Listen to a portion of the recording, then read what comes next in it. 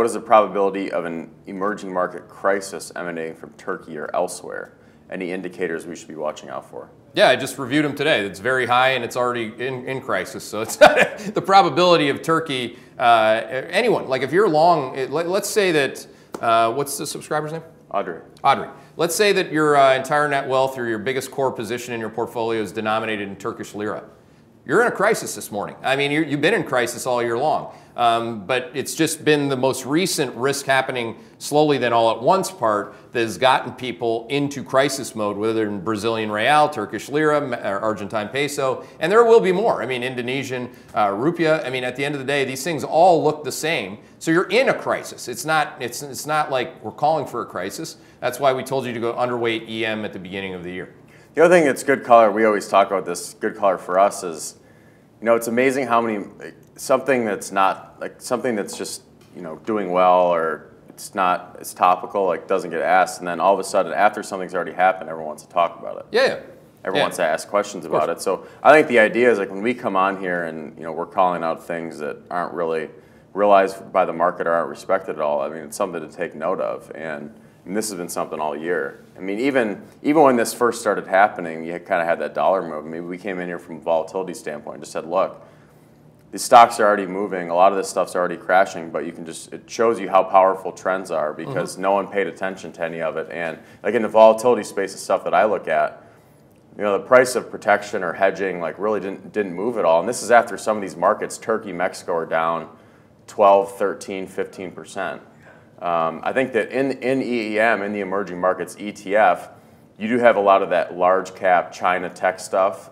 So you really do have to pick your markets. But you know, a lot of the stuff is crashing, and even in the stuff that's crashing, it really took a while for markets to kind of come around to that and to respect that. And you know, now it took a while before we started getting a lot of these questions on emerging markets. But you know, after stuff's moving, we get questions. And why?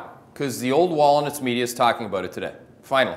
We've been talking about this for how long? And appreciate it, Audrey, if you're a new subscriber, you may have not seen that when we were calling.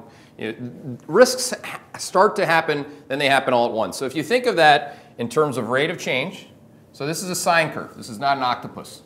I guess I suppose I could put a little, you know, make them cute. But the reality is that emerging markets last year were all on this side of the curve. Okay? That's green. Everyone's a winner. Okay? Octopus is happy. Then this started happening. Tops are processes, not points. Again, in terms of inflation bottoming and real growth topping. Okay? These are two of the same things that are driving the same point. All of a sudden, this goes rate of change negative. So all of a sudden, we would start to call it these dots as risks. Then it went absolutely negative. And down here is where Wall Street starts talking about it.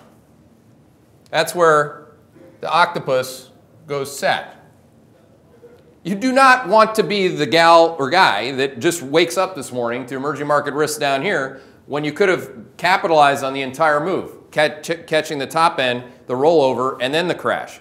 This is why we're just basically every single day with my favorite artist, I'll listen to her sing, I'm just measuring and mapping where we are. Where are we on this damn sine curve? This is it. Everything's a dot, okay? That's what we're doing. It's actually pretty simple.